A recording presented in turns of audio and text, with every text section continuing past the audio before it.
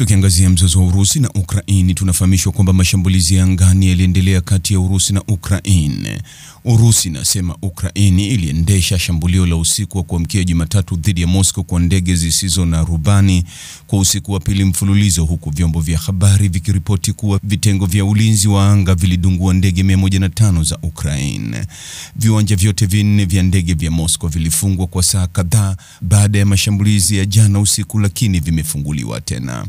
Wakati huo huo, shambulio la ndege zisizo na rubani za Urusi katika mji wa Odessa na eneo la Sumi nchini Ukraine zimesababisha vifo vya watu 4. Maofisa wa Ukraini wanasema 4 walijeruhiwa katika shambulio katika mji wa mashariki wa Kharkiv. Huku mashambulizi ya anga yakiendelea, mapigano yanaendelea huko Kursk, eneo la Urusi ambalo Ukraini ilifanya mashambulizi ya kushtukiza mwaka jana.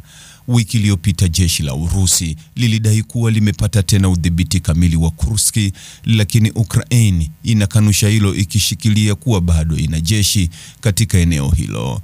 Haya yote yanajiri kabla ya usitishaji vita wa siku 3 uliotangazwa kwa upande mmoja na Urusi mwezi uliopita. Mtazamaji, ni yapi maoni yako kuhusiana na taarifa hii? Andika maoni yako katika sehemu ya ujumbe hapo chini. Like na subscribe pia ili uwe wa kwanza kupata habari wa chungu tele. Hii ni Focus News. Jina langu ni Deo Kaji Makomba.